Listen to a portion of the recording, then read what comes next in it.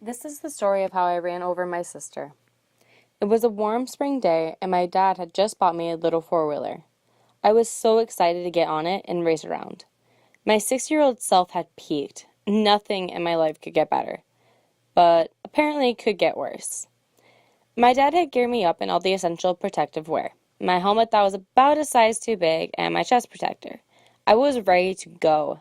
Today was the day I would drive my own four-wheeler. I started it up and felt the ATV come to life. My little self was shaking with excitement.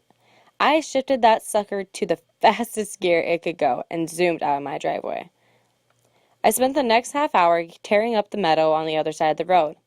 I had just whipped a cookie when I saw my parents and my sister Maddie walking towards me. I slowly drove up to them and said hi.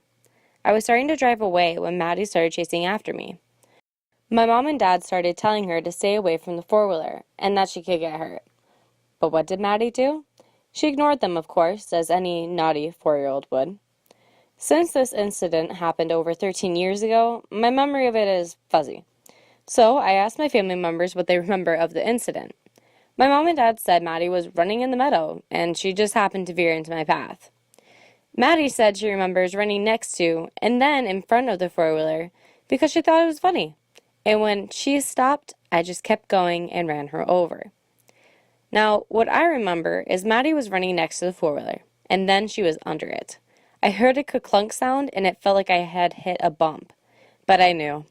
I had just run over my sister. I immediately stopped and looked behind me, and there she was, face down in the grass, dead. She was dead.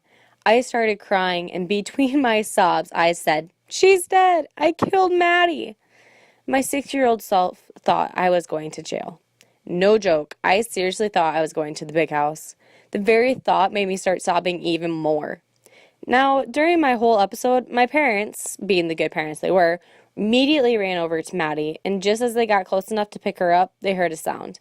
It was like a muffled cry. It had come from Maddie. I didn't kill her after all. I was so happy she was alive. Now I wouldn't have to go to jail. My parents helped her up, and she spit out some grass that had made it into her mouth. I ran over there and gave her a big ol' hug and told her I was so happy she wasn't dead. She didn't think that was very funny. We all went home, and Mom looked Maddie over. Somehow, she only had a few bruises, a scraped-up chin, and a little bump on her head. And now, Maddie and I joke about it. So I guess you could say things turned out all right in the end.